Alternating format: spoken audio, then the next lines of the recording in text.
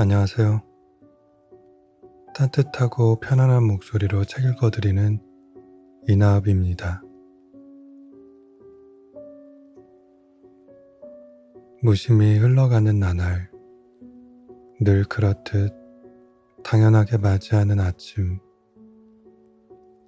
여러분들의 인생에서 몇 번의 아침을 더 맞게 될지 궁금해한 적 있나요? 여러분에게 만일 단 한 번의 아침만이 남아있다면 어떻게 할 건가요? 지금까지 가치 있게 살아왔다고 자신 있게 말할 수 있나요? 여기 가야 할 길을 잃은 사람들을 위한 아주 특별하고도 지적인, 경쾌하고 진솔한 6번의 인생 수업이 펼쳐집니다. 뉴욕타임즈 기자인 저자는 삶의 마지막을 향해 유유히 걸어가는 노인 6명과 1년에 걸쳐 인터뷰를 진행하기로 하는데요. 사실 인터뷰 초기에는 그들로부터 나이 들매 고단함에 대해서만 듣게 될 거라고 생각했습니다.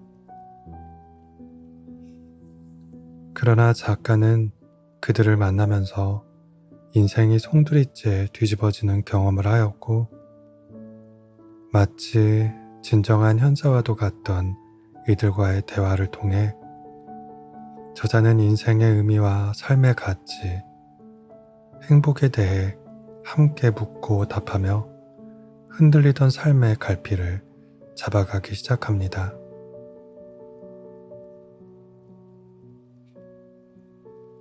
시간이 남아있는 한 우리는 모두 인생에서 기적 같은 시간을 스스로 만들어낼 수 있고, 무엇이 내 삶을 가치 있게 만드는지 오늘이 가기 전 반드시 생각해 봐야 한다는 메시지를 전하는 이 책은 존재 가치와 삶의 목적을 잊고 살아가는 이들에게 따뜻하고도 현명한 나침반이 되어줍니다.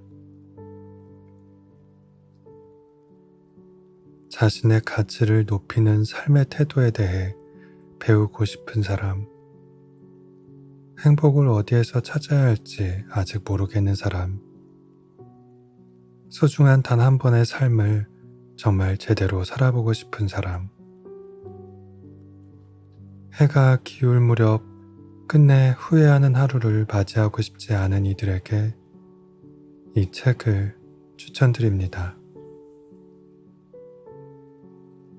그럼 낭독 시작하겠습니다.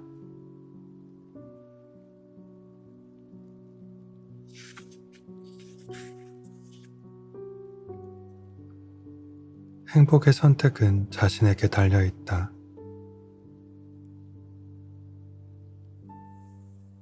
좋았던 때는 또렷하게 기억하고 힘들었던 때는 잊어버리는 그들의 선택적 기억력이 일상생활에 도움이 된다는 사실을 나는 시간이 흐르면서 깨닫게 되었다.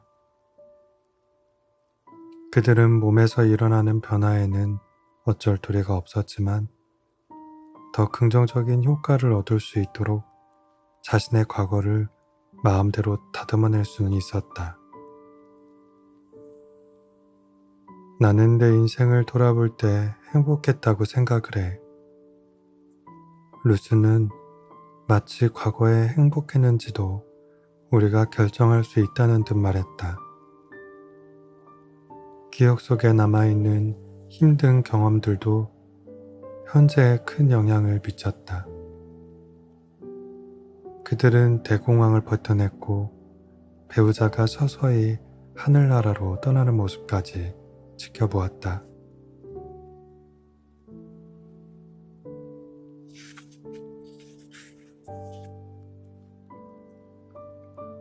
대화를 하다 보면 루스는 가끔씩 어머니와 남편, 언니가 세상을 떠나기 전 자신이 수년간 그들을 돌봐줬던 이야기를 꺼내고는 했다. 특히 자매들 중에 가장 똑똑하던 언니는 오랜 기간 알츠하이머병에 시달리다가 하늘나라로 떠났다. 하지만 루스가 당시의 기억을 떠올릴 때면 고통스러워 한다기보다 오히려 더 즐거웠던 시절로 돌아간 듯 했다. 저소득층 노인들을 지원하는 기관을 운영하는 루스의 큰딸 주디는 자신이 돕는 사람들에게서도 이 같은 모습을 자주 볼 수 있다고 말했다. 85세나 90세까지 사는 사람은 다들 무척 강해요. 라고 주디는 말했다. 엄마는 남편도 잃고 부모님도 떠나보냈어요. 그래서 죽음을 어떻게 받아들여야 하는지도 알죠. 그렇다고 덜 힘들다는 건 아니지만 사람들은 금방 다시 일어날 수 있어요. 그래서 어르신들에게서 배울 게 무척 많은 거죠. 세상 만사를 다 겪고 살아남은 분들이시니까요. 늙는 게 꼭 좋다는 건 아니지만 꼭 끔찍하지도 않아요. 돈이 많으면 더 좋죠. 곁에 가족이 있어도 좋고요. 하지만 제가 만나보니 둘 다 없는 어르신들도 잘들 지내세요. 심각한 기억 상실은 끔찍한 일이다. 그러니 두려워하는 게 어쩌면 당연하다. 하지만 선택적으로 잊어버리는 것은 진정한 지혜일지 모른다. 당신이 45세라면 결혼 생활 동안이나 일하는 중에 저질렀던 실수들을 빼먹지 않고 기억하는 편이 좋다. 실수를 통해 교훈을 얻을 수 있기 때문이다. 하지만 90세라면 잊어버리는 편이 더 현명하다. 그저 상처만 되기 때문이다. 중년에는 사업을 하면서 자신을 등쳐먹은 사람이 누군지 알아야 한다. 하지만 나이가 들면 마음속에 품었던 원한을 지워버린다고 해서 더 잃을 것도 없다. 선택적 기억은 일종의 강화 효과가 있다. 부자가 더 큰 부자가 된다는 것이다. 아이들은 지나간 일에 연연해 불평불만을 늘어놓는 할머니보다 행복했던 옛날 이야기를 들려주는 할머니를 더 자주 찾아뵙고 싶어 할 것이다.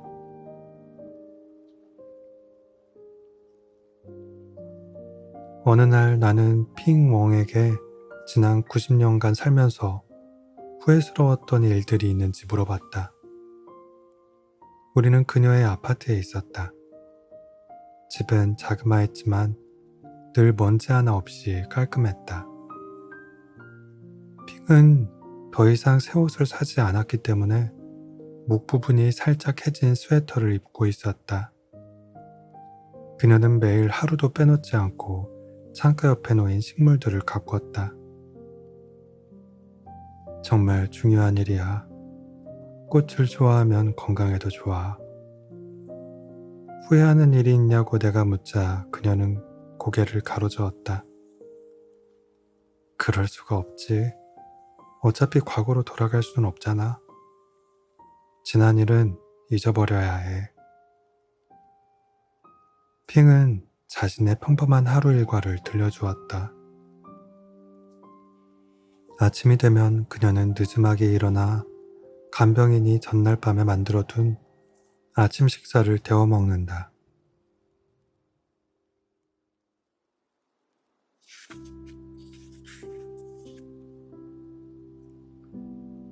간병인은 아침 10시에 도착해서 설거지를 한다.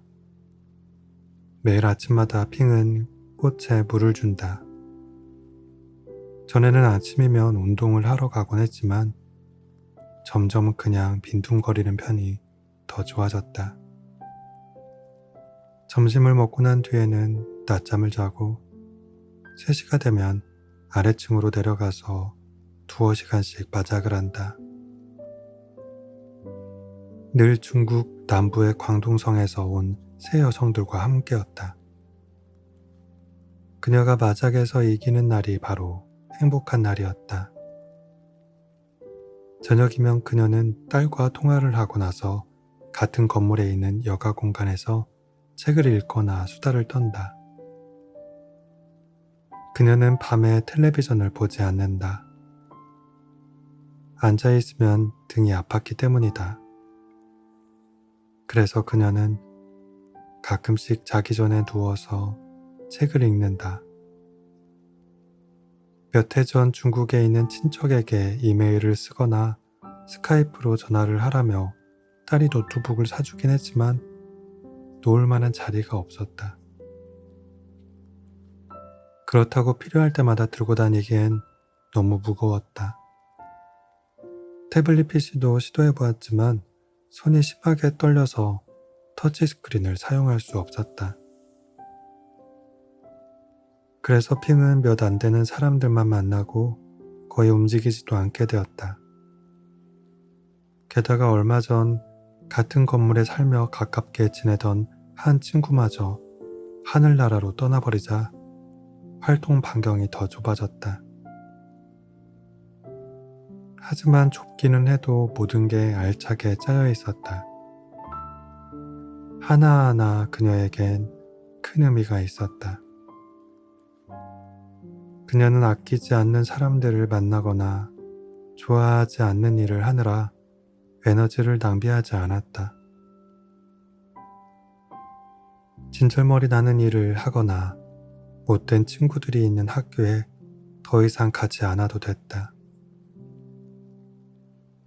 회사에서 잘리거나 수학 과목에서 낙제를 할 걱정도 없었다. 그녀가 그 무엇보다 걱정했던 것은 자신의 장례식을 치를 돈이었지만 그건 이미 마련해 둔 터였다. 일로 인한 불안과 결혼 생활의 압박, 돈 걱정, 일상적인 스트레스 때문에 나는 밤잠을 설치거나 우울했다.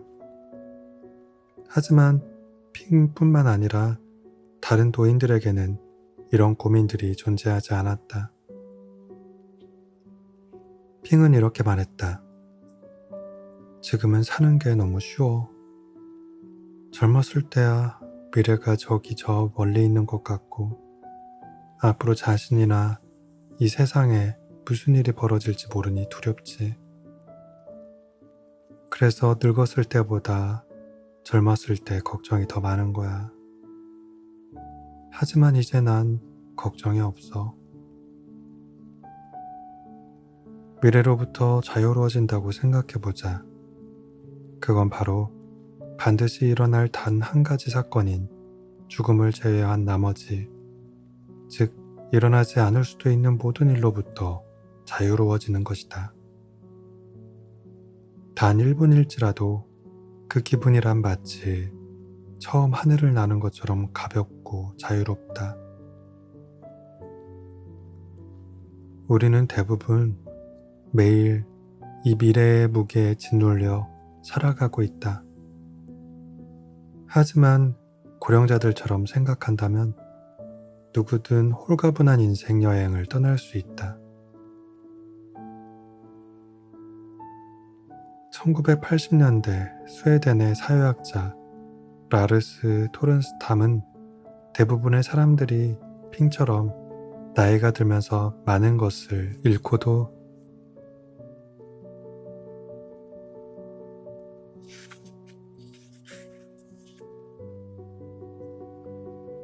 만족해하면서 산다는 것을 알고는 깜짝 놀랐다. 그리고 그는 그런 사람들을 쉽게 찾을 수 있다는 사실을 발견했다. 토른스탐은 고령자들을 인터뷰해 그들의 삶에 대해 묻기 시작했고, 고령자들은 나이가 들면서 자신들이 생각하는 가치가 어떻게 바뀌는지 들려주었다.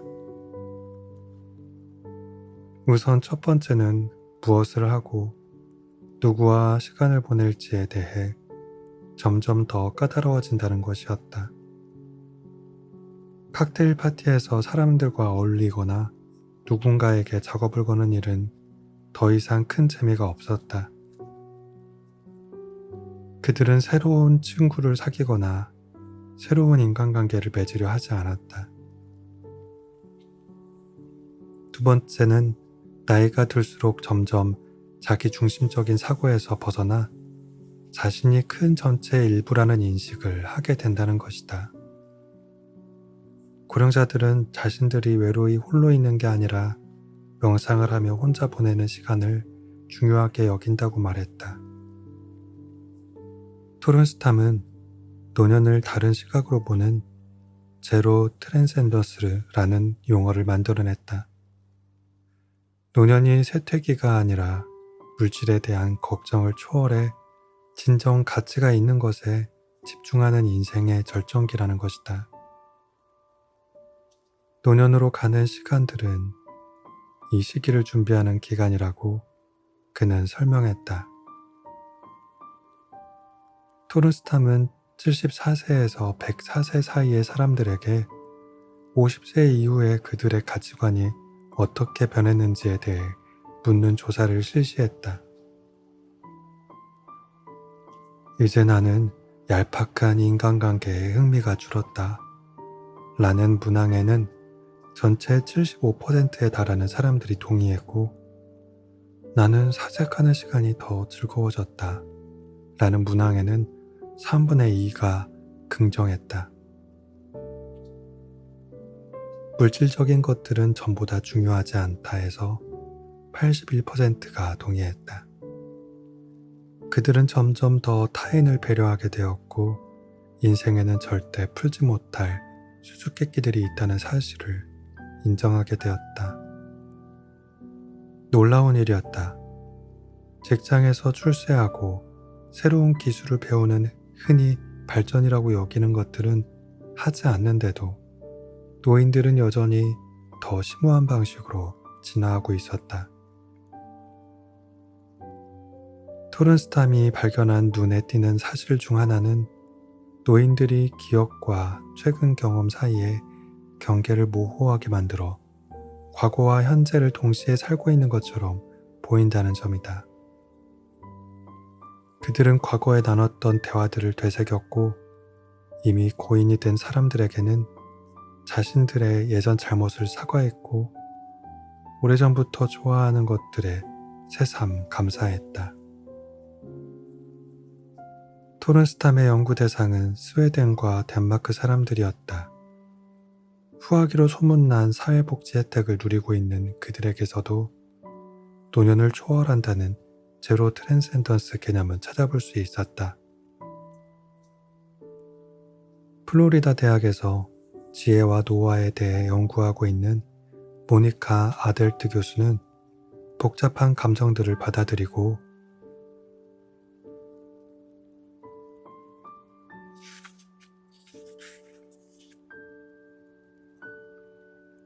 부정적인 감정들을 누그러뜨리는 노인들의 성향이 나이가 들면서 생기는 지혜의 바탕이 된다고 보았다.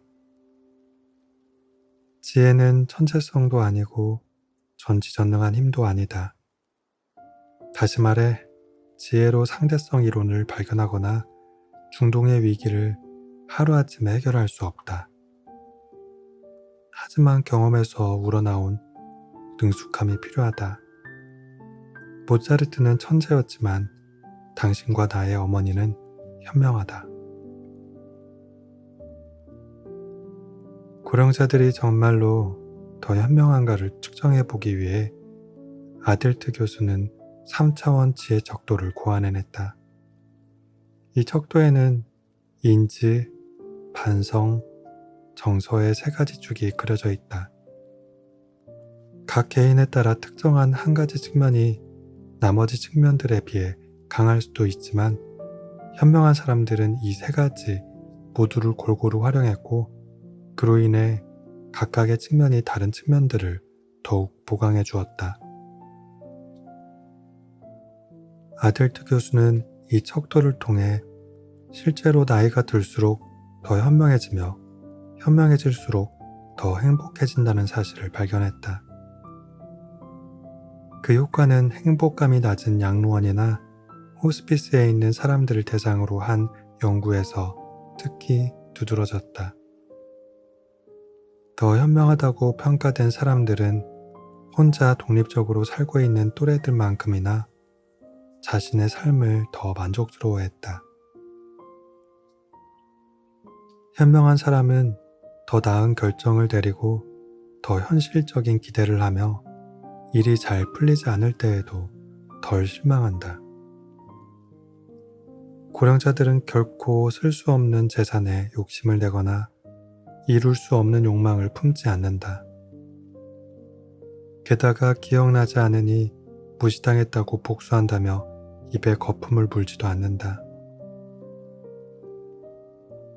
남은 날이 얼마 되지 않는다고 생각하면 젊은이들도 노인들과 마찬가지로 시시한 것들에 신경을 쓰지 않게 된다고 아들트 교수는 말한다. 자기중심적인 성향이 줄어들어요. 하찮은 것들에 쓰던 에너지들을 이제는 진짜 중요하다고 생각하는 핵심적인 것들에 쏟아붓는 거죠. 대개 고령자들은 살 날이 많이 남아있지 않다는 사실을 받아들인 상태니까 괜찮아요. 죽음을 두려워하거나 하지 않죠. 죽는 과정을 두려워하는 거예요. 그러나 현명한 사람들은 죽는 과정까지도 더 잘 받아들여요. 요나스 메카스는 자신이 행복한 이유를 좀 더 간단하게 설명한다. 난 그게 정상이라고 생각해. 행복을 선택하는 게 사실은 제일 쉬운 일이라는 것이다. 수많은 그의 친구들이 일어나지도 않은 일들을 걱정하고 필요하지 않은 것들을 얻으려고 애쓴다. 또 약과 술이나 욕정에 지나치게 빠져들어 스스로 불안을 자초한다.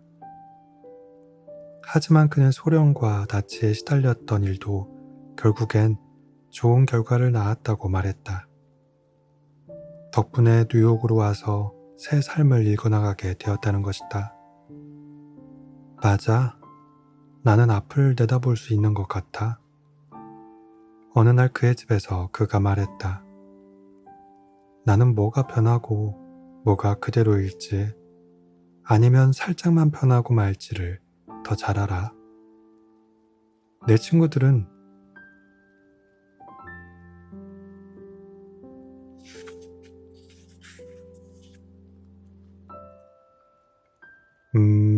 이건 갑자기 바뀌겠는데? 이렇게만 생각하거든. 자신이 바꿀 수 없는 것들 때문에 안달복달 하는 대신에 그는 자신과 남들에게 보탬이 되는 것들을 만들기 위해 에너지를 쓴다. 선택은 그에게 달려 있었다. 왜 자신을 불행하게 만드는 것들을 선택하겠는가? 결국 믿는 대로 되는 거야. 그가 말했다. 나는 우리가 살고 있는 이 추악하고 끔찍한 현실 대신에 예술과 아름다움을 선택해. 꽃을 보거나 음악을 듣는 사람은 긍정적인 영향을 미치는데 추악하고 끔찍한 것들에 둘러싸인 사람은 부정적인 영향을 미쳐.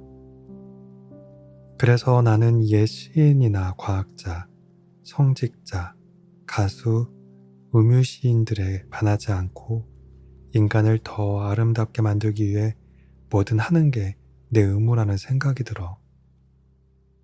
난 나름의 방법으로 그분들의 업적을 이어나가는 거야.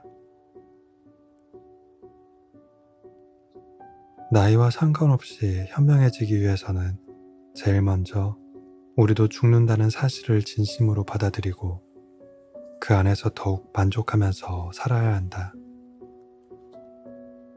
현대의학 덕분에 우리는 죽음을 이기거나 질 수 있는 일종의 시험으로 여기기도 한다. 하얀 가운을 입은 전문가들이 좌지우지하는 무언가로 말이다. 하지만 고령자들은 더 현명한 눈으로 세상을 본다. 우리들 중 누구도 죽지 않는 사람은 없다. 그러니 살아있을 때 잘 살아야 한다.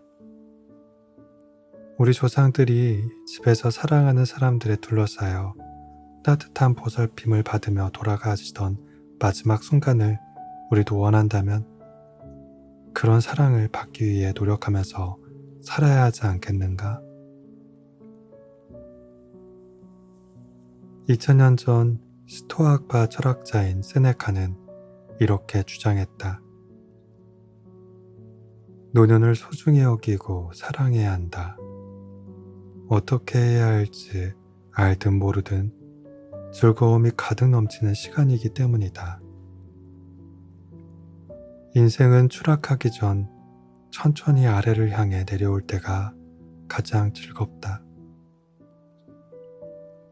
그리고 나는 그 마지막 끝자락 위에 서 있는 시간에도 나름의 기쁨이 있다고 믿는다.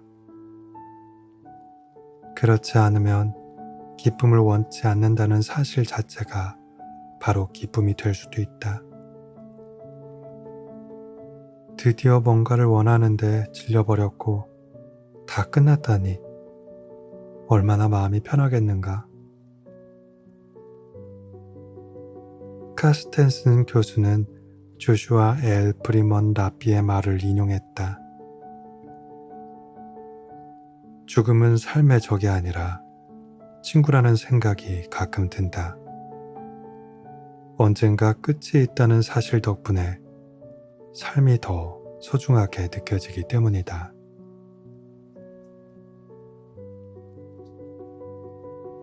노인들은 나이를 먹으며 이러한 사실을 자연스레 깨닫게 되고 그중 몇몇은 다른 사람들보다 더 선뜻 받아들인다.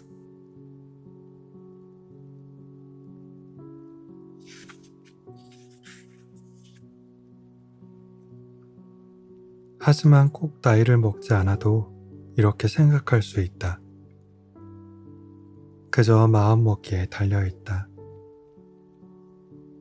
6명의 내 스승들은 기꺼이 그들의 삶뿐만 아니라 내 삶을 더 행복하게 볼 수 있는 방법을 가르쳐 주었다.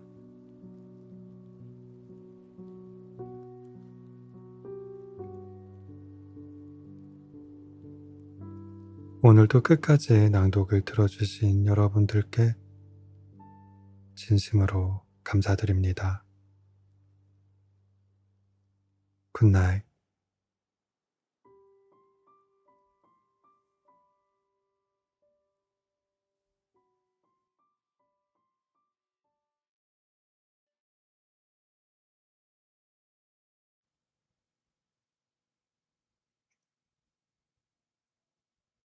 안녕하세요. 따뜻하고 편안한 목소리로 책 읽어드리는 이나읍입니다. 무심히 흘러가는 나날, 늘 그렇듯 당연하게 맞이하는 아침. 여러분들의 인생에서 몇 번의 아침을 더 맞게 될지 궁금해한 적 있나요? 여러분에게 만일 단 한 번의 아침만이 남아있다면 어떻게 할 건가요? 지금까지 가치 있게 살아왔다고 자신 있게 말할 수 있나요? 여기 가야 할 길을 잃은 사람들을 위한 아주 특별하고도 지적인 경쾌하고 진솔한 6번의 인생 수업이 펼쳐집니다. 뉴욕타임즈 기자인 저자는 삶의 마지막을 향해 유유히 걸어가는 노인 6명과 1년에 걸쳐 인터뷰를 진행하기로 하는데요. 사실 인터뷰 초기에는 그들로부터 나이 들매 고단함에 대해서만 듣게 될 거라고 생각했습니다. 그러나 작가는 그들을 만나면서 인생이 송두리째 뒤집어지는 경험을 하였고 마치 진정한 현자와도 같던 이들과의 대화를 통해 저자는 인생의 의미와 삶의 가치, 행복에 대해 함께 묻고 답하며 흔들리던 삶의 갈피를 잡아가기 시작합니다.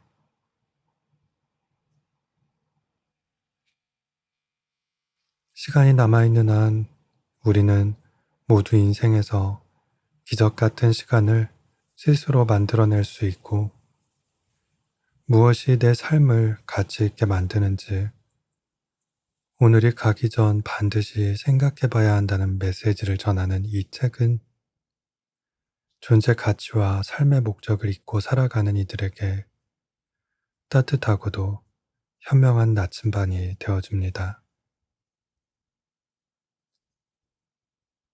자신의 가치를 높이는 삶의 태도에 대해 배우고 싶은 사람, 행복을 어디에서 찾아야 할지 아직 모르겠는 사람, 소중한 단 한 번의 삶을 정말 제대로 살아보고 싶은 사람, 해가 기울 무렵 끝내 후회하는 하루를 맞이하고 싶지 않은 이들에게 이 책을 추천드립니다. 그럼 낭독 시작하겠습니다.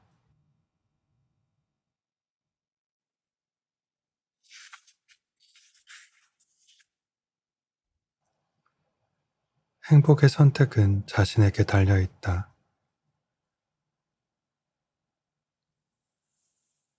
좋았던 때는 또렷하게 기억하고 힘들었던 때는 잊어버리는 그들의 선택적 기억력이 일상생활에 도움이 된다는 사실을 나는 시간이 흐르면서 깨닫게 되었다. 그들은 몸에서 일어나는 변화에는 어쩔 도리가 없었지만 더 긍정적인 효과를 얻을 수 있도록 자신의 과거를 마음대로 다듬어낼 수는 있었다. 나는 내 인생을 돌아볼 때 행복했다고 생각을 해. 루스는 마치 과거에 행복했는지도 우리가 결정할 수 있다는 듯 말했다. 기억 속에 남아있는 힘든 경험들도 현재에 큰 영향을 미쳤다. 그들은 대공황을 버텨냈고 배우자가 서서히 하늘나라로 떠나는 모습까지 지켜보았다.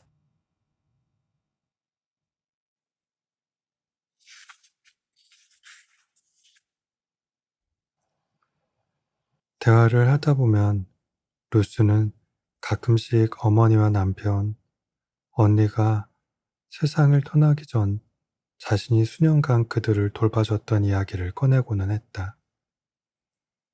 특히 자매들 중에 가장 똑똑하던 언니는 오랜 기간 알츠하이머병에 시달리다가 하늘나라로 떠났다. 하지만 루스가 당시의 기억을 떠올릴 때면 고통스러워 한다기보다 오히려 더 즐거웠던 시절로 돌아간 듯 했다. 저소득층 노인들을 지원하는 기관을 운영하는 루스의 큰딸 주디는 자신이 돕는 사람들에게서도 이 같은 모습을 자주 볼 수 있다고 말했다. 85세나 90세까지 사는 사람은 다들 무척 강해요. 라고 주디는 말했다. 엄마는 남편도 잃고 부모님도 떠나보냈어요. 그래서 죽음을 어떻게 받아들여야 하는지도 알죠. 그렇다고 덜 힘들다는 건 아니지만 사람들은 금방 다시 일어날 수 있어요. 그래서 어르신들에게서 배울 게 무척 많은 거죠. 세상 만사를 다 겪고 살아남은 분들이시니까요. 늙는 게 꼭 좋다는 건 아니지만 꼭 끔찍하지도 않아요. 돈이 많으면 더 좋죠. 곁에 가족이 있어도 좋고요.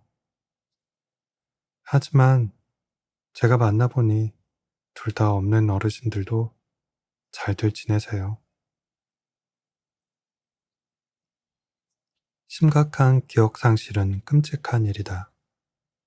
그러니 두려워하는 게 어쩌면 당연하다. 하지만 선택적으로 잊어버리는 것은 진정한 지혜일지 모른다. 당신이 45세라면 결혼 생활 동안이나 일하는 중에 저질렀던 실수들을 빼먹지 않고 기억하는 편이 좋다. 실수를 통해 교훈을 얻을 수 있기 때문이다.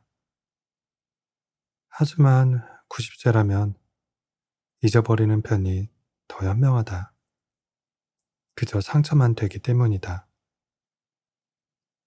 중년에는 사업을 하면서 자신을 등쳐먹은 사람이 누군지 알아야 한다.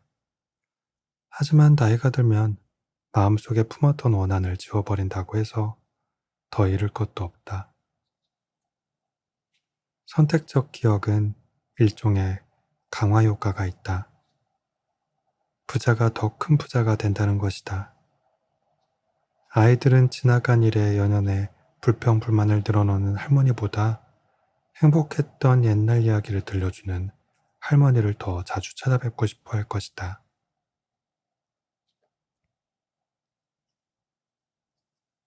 어느 날 나는 핑 웡에게 지난 90년간 살면서 후회스러웠던 일들이 있는지 물어봤다. 우리는 그녀의 아파트에 있었다. 집은 자그마했지만 늘 먼지 하나 없이 깔끔했다. 핑은 더 이상 새 옷을 사지 않았기 때문에 목 부분이 살짝 해진 스웨터를 입고 있었다. 그녀는 매일 하루도 빼놓지 않고 창가 옆에 놓인 식물들을 가꿨다. 정말 중요한 일이야. 꽃을 좋아하면 건강에도 좋아. 후회하는 일이 있냐고 내가 묻자 그녀는 고개를 가로저었다. 그럴 수가 없지. 어차피 과거로 돌아갈 수는 없잖아. 지난 일은 잊어버려야 해. 핑은 자신의 평범한 하루 일과를 들려주었다.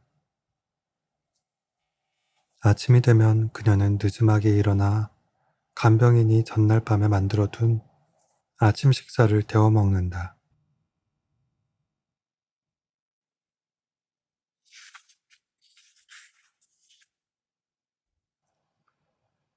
간병인은 아침 10시에 도착해서 설거지를 한다. 매일 아침마다 핑은 꽃에 물을 준다.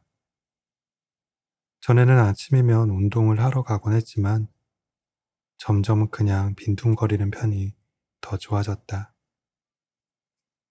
점심을 먹고 난 뒤에는 낮잠을 자고 3시가 되면 아래층으로 내려가서 두어 시간씩 바작을 한다. 늘 중국 남부의 광둥성에서 온 세 여성들과 함께였다. 그녀가 마작에서 이기는 날이 바로 행복한 날이었다. 저녁이면 그녀는 딸과 통화를 하고 나서 같은 건물에 있는 여가 공간에서 책을 읽거나 수다를 떤다. 그녀는 밤에 텔레비전을 보지 않는다. 앉아있으면 등이 아팠기 때문이다. 그래서 그녀는 가끔씩 자기 전에 누워서 책을 읽는다. 몇 해 전 중국에 있는 친척에게 이메일을 쓰거나 스카이프로 전화를 하라며 딸이 노트북을 사주긴 했지만 놓을 만한 자리가 없었다. 그렇다고 필요할 때마다 들고 다니기엔 너무 무거웠다. 태블릿 PC도 시도해보았지만 손이 심하게 떨려서 터치스크린을 사용할 수 없었다. 그래서 핑은 몇 안 되는 사람들만 만나고 거의 움직이지도 않게 되었다. 게다가 얼마 전 같은 건물에 살며 가깝게 지내던 한 친구마저 하늘나라로 떠나버리자 활동 반경이 더 좁아졌다. 하지만 좁기는 해도 모든 게 알차게 짜여 있었다. 하나하나 그녀에겐 큰 의미가 있었다.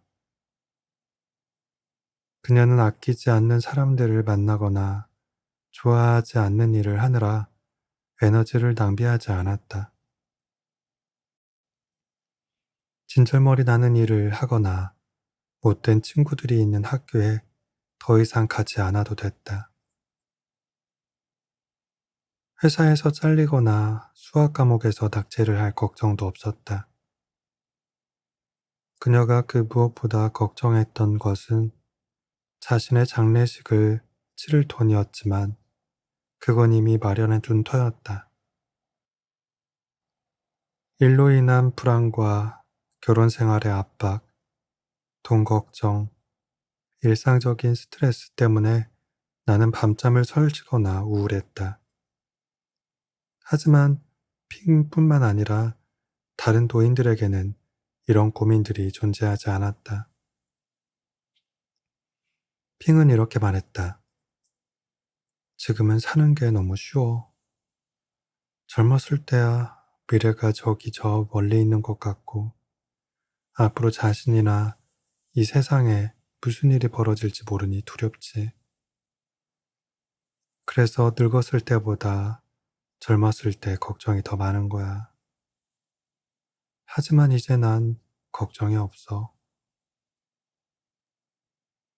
미래로부터 자유로워진다고 생각해보자. 그건 바로 반드시 일어날 단 한 가지 사건인 죽음을 제외한 나머지, 즉, 일어나지 않을 수도 있는 모든 일로부터 자유로워지는 것이다. 단 1분일지라도 그 기분이란 마치 처음 하늘을 나는 것처럼 가볍고 자유롭다. 우리는 대부분 매일 이 미래의 무게에 짓눌려 살아가고 있다. 하지만 고령자들처럼 생각한다면 누구든 홀가분한 인생 여행을 떠날 수 있다.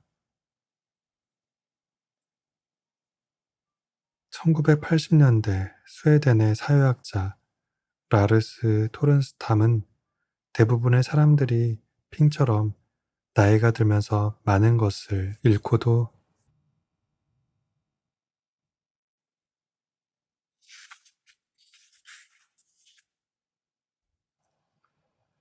만족해하면서 산다는 것을 알고는 깜짝 놀랐다. 그리고 그는 그런 사람들을 쉽게 찾을 수 있다는 사실을 발견했다. 토른스탐은 고령자들을 인터뷰해 그들의 삶에 대해 묻기 시작했고, 고령자들은 나이가 들면서 자신들이 생각하는 가치가 어떻게 바뀌는지 들려주었다. 우선 첫 번째는 무엇을 하고 누구와 시간을 보낼지에 대해 점점 더 까다로워진다는 것이었다. 칵테일 파티에서 사람들과 어울리거나 누군가에게 작업을 거는 일은 더 이상 큰 재미가 없었다. 그들은 새로운 친구를 사귀거나 새로운 인간관계를 맺으려 하지 않았다. 두 번째는 나이가 들수록 점점 자기 중심적인 사고에서 벗어나 자신이 큰 전체의 일부라는 인식을 하게 된다는 것이다. 고령자들은 자신들이 외로이 홀로 있는 게 아니라 명상을 하며 혼자 보내는 시간을 중요하게 여긴다고 말했다. 토른스탐은 노년을 다른 시각으로 보는 제로 트랜센더스라는 용어를 만들어냈다. 노년이 쇠퇴기가 아니라 물질에 대한 걱정을 초월해 진정 가치가 있는 것에 집중하는 인생의 절정기라는 것이다. 노년으로 가는 시간들은 이 시기를 준비하는 기간이라고 그는 설명했다. 토른스탐은 74세에서 104세 사이의 사람들에게 50세 이후에 그들의 가치관이 어떻게 변했는지에 대해 묻는 조사를 실시했다. 이제 나는 얄팍한 인간관계에 흥미가 줄었다. 라는 문항에는 전체 75%에 달하는 사람들이 동의했고, 나는 사색하는 시간이 더 즐거워졌다. 라는 문항에는 3분의 2가 긍정했다. 물질적인 것들은 전부 다 중요하지 않다 해서 81%가 동의했다. 그들은 점점 더 타인을 배려하게 되었고, 인생에는 절대 풀지 못할 수수께끼들이 있다는 사실을 인정하게 되었다. 놀라운 일이었다. 직장에서 출세하고 새로운 기술을 배우는 흔히 발전이라고 여기는 것들은 하지 않는데도 노인들은 여전히 더 심오한 방식으로 진화하고 있었다. 토른스탐이 발견한 눈에 띄는 사실 중 하나는 노인들이 기억과 최근 경험 사이에 경계를 모호하게 만들어 과거와 현재를 동시에 살고 있는 것처럼 보인다는 점이다. 그들은 과거에 나눴던 대화들을 되새겼고 이미 고인이 된 사람들에게는 자신들의 예전 잘못을 사과했고 오래전부터 좋아하는 것들에 새삼 감사했다. 토른스탐의 연구 대상은 스웨덴과 덴마크 사람들이었다. 후하기로 소문난 사회복지 혜택을 누리고 있는 그들에게서도 노년을 초월한다는 제로 트랜센던스 개념은 찾아볼 수 있었다. 플로리다 대학에서 지혜와 노화에 대해 연구하고 있는 모니카 아델트 교수는 복잡한 감정들을 받아들이고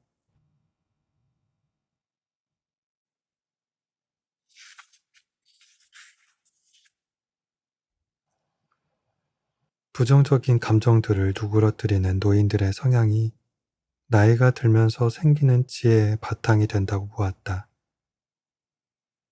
지혜는 천재성도 아니고 전지전능한 힘도 아니다. 다시 말해, 지혜로 상대성 이론을 발견하거나 중동의 위기를 하루아침에 해결할 수 없다. 하지만 경험에서 우러나온 능숙함이 필요하다. 모차르트는 천재였지만 당신과 나의 어머니는 현명하다. 고령자들이 정말로 더 현명한가를 측정해 보기 위해 아델트 교수는 3차원 지혜 척도를 고안해냈다. 이 척도에는 인지, 반성, 정서의 세 가지 축이 그려져 있다. 각 개인에 따라 특정한 한 가지 측면이 나머지 측면들에 비해 강할 수도 있지만 현명한 사람들은 이 세 가지 모두를 골고루 활용했고 그로 인해 각각의 측면이 다른 측면들을 더욱 보강해 주었다. 아델트 교수는 이 척도를 통해 실제로 나이가 들수록 더 현명해지며 현명해질수록 더 행복해진다는 사실을 발견했다.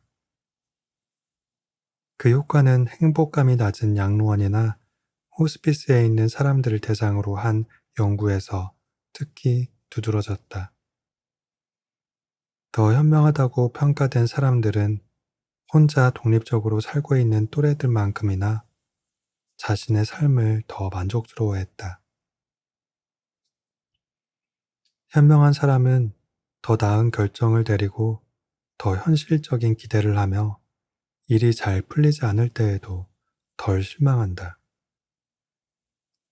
고령자들은 결코 쓸 수 없는 재산에 욕심을 내거나 이룰 수 없는 욕망을 품지 않는다. 게다가 기억나지 않으니 무시당했다고 복수한다며 입에 거품을 물지도 않는다. 남은 날이 얼마 되지 않는다고 생각하면 젊은이들도 노인들과 마찬가지로 시시한 것들에 신경을 쓰지 않게 된다고 아델트 교수는 말한다. 자기중심적인 성향이 줄어들어요. 하찮은 것들에 쓰던 에너지들을 이제는 진짜 중요하다고 생각하는 핵심적인 것들에 쏟아붓는 거죠. 대개 고령자들은 살 날이 많이 남아있지 않다는 사실을 받아들인 상태니까 괜찮아요. 죽음을 두려워하거나 하지 않죠. 죽는 과정을 두려워하는 거예요. 그러나 현명한 사람들은 죽는 과정까지도 더 잘 받아들여요. 요나스 메카스는 자신이 행복한 이유를 좀 더 간단하게 설명한다.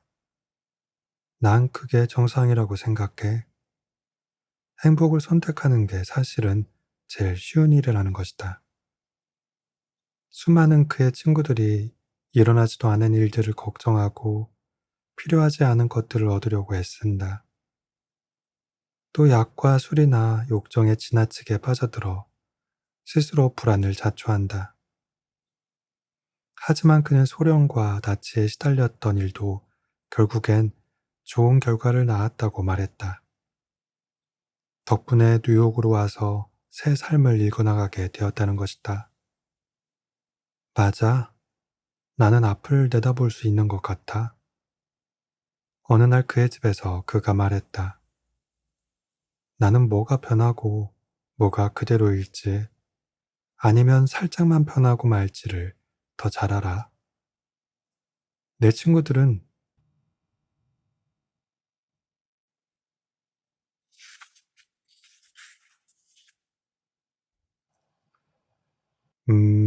이건 갑자기 바뀌겠는데? 이렇게만 생각하거든. 자신이 바꿀 수 없는 것들 때문에 안달복달 하는 대신에 그는 자신과 남들에게 보탬이 되는 것들을 만들기 위해 에너지를 쓴다. 선택은 그에게 달려 있었다. 왜 자신을 불행하게 만드는 것들을 선택하겠는가? 결국 믿는 대로 되는 거야. 그가 말했다. 나는 우리가 살고 있는 이 추악하고 끔찍한 현실 대신에 예술과 아름다움을 선택해. 꽃을 보거나 음악을 듣는 사람은 긍정적인 영향을 미치는데 추악하고 끔찍한 것들에 둘러싸인 사람은 부정적인 영향을 미쳐. 그래서 나는 옛 시인이나 과학자, 성직자, 가수, 음유시인들에 반하지 않고 인간을 더 아름답게 만들기 위해 뭐든 하는 게 내 의무라는 생각이 들어. 난 나름의 방법으로 그분들의 업적을 이어나가는 거야. 나이와 상관없이 현명해지기 위해서는 제일 먼저 우리도 죽는다는 사실을 진심으로 받아들이고 그 안에서 더욱 만족하면서 살아야 한다. 현대의학 덕분에 우리는 죽음을 이기거나 질 수 있는 일종의 시험으로 여기기도 한다. 하얀 가운을 입은 전문가들이 좌지우지하는 무언가로 말이다. 하지만 고령자들은 더 현명한 눈으로 세상을 본다. 우리들 중 누구도 죽지 않는 사람은 없다. 그러니 살아있을 때 잘 살아야 한다. 우리 조상들이 집에서 사랑하는 사람들에 둘러싸여 따뜻한 보살핌을 받으며 돌아가시던 마지막 순간을 우리도 원한다면 그런 사랑을 받기 위해 노력하면서 살아야 하지 않겠는가? 2000년 전 스토아파 철학자인 세네카는 이렇게 주장했다. 노년을 소중히 여기고 사랑해야 한다. 어떻게 해야 할지 알든 모르든 즐거움이 가득 넘치는 시간이기 때문이다. 인생은 추락하기 전 천천히 아래를 향해 내려올 때가 가장 즐겁다. 그리고 나는 그 마지막 끝자락 위에 서 있는 시간에도 나름의 기쁨이 있다고 믿는다. 그렇지 않으면 기쁨을 원치 않는다는 사실 자체가 바로 기쁨이 될 수도 있다. 드디어 뭔가를 원하는데 질려버렸고 다 끝났다니 얼마나 마음이 편하겠는가. 카스텐슨 교수는 조슈아 엘 프리먼 라피의 말을 인용했다. 죽음은 삶의 적이 아니라 친구라는 생각이 가끔 든다. 언젠가 끝이 있다는 사실 덕분에 삶이 더 소중하게 느껴지기 때문이다.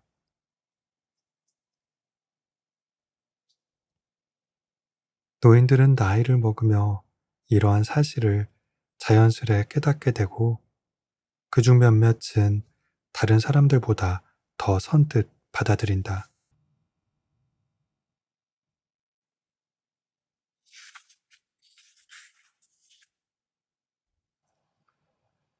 하지만 꼭 나이를 먹지 않아도 이렇게 생각할 수 있다.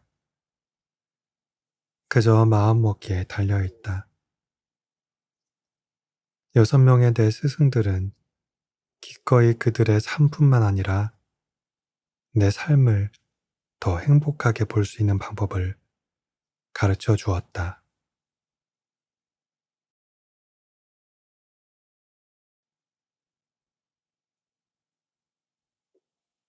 오늘도 끝까지 낭독을 들어주신 여러분들께 진심으로 감사드립니다. 굿나잇.